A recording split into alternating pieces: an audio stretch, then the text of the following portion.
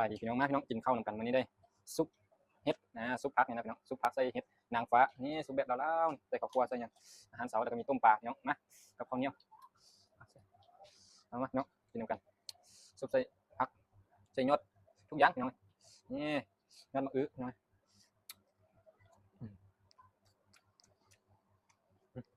เนาะ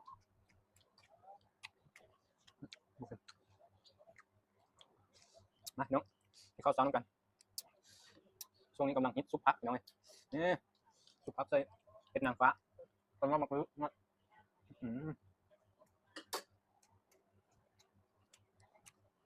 มีคำต้มปลาพี่น้อง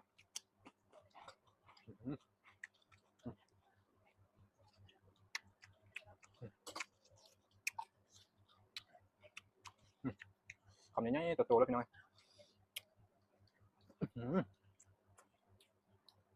ข้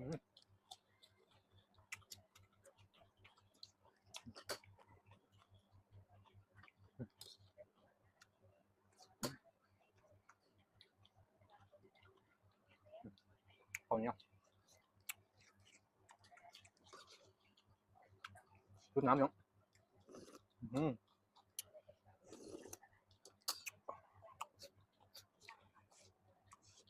ใส่ผักกาดสมนะพี่น้องเอ้ยบอกว่าแซ่บแล้วพี่น้องข้าวน้อยข้าวเหนียวฮ้อนอ๋อ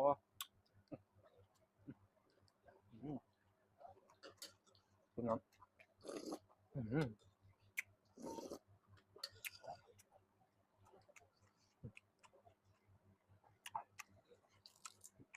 ตำแกง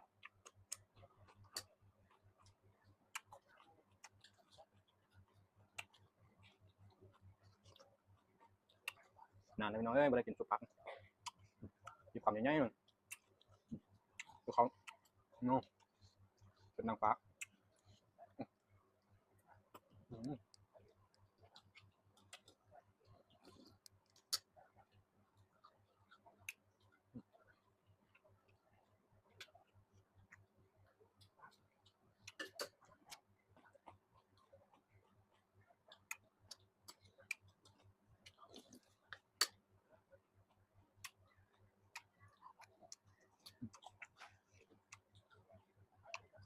ซุปเจ้าปลาเจ้าปลานิลผมคำง่ายๆเลยนะไป